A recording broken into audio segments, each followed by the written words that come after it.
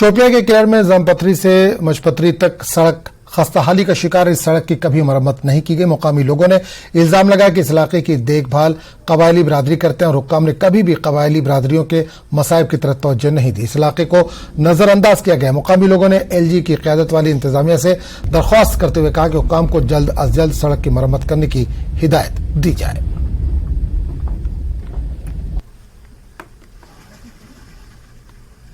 یہ کشتی کا آج تک ہم نے بہت دفعہ اپیل کیا مگر کسی نے آج تک سنا نہیں۔ ہم لوگوں کی بات جو ہم نے یہاں کیا سب روڈ بن گئی، جنگل میں بنا دیا روڈ۔ جو ہماری روڈ ہے بیچ والی روڈ، یہ پرائمری سکول والی روڈ، یہ اتنا خستہ حال ہے، کسی کو چلنے پھرنے کی کوئی بات نہیں لگتی ہے۔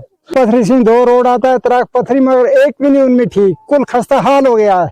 تو ہم یہاں کیا کریں گے؟ ہمارا اگر بیمار ہوتا ہے وہ ڈانگی پر اٹھا کر لے کر یہاں آتے ہیں، مگر ہمارا کوئی سنتا ہی نہیں۔ کرتے ہیں کہ جو جمپتری ٹو تراپتری جو road P M G road ہے بالکل ختم ہے، اور دوسری روڈ بیچ میں ہے اور وہ بھی بالکل خستہ حال ہے، اور بچے سکول جاتے ہیں کیچڑ میں پھنس جاتے ہیں۔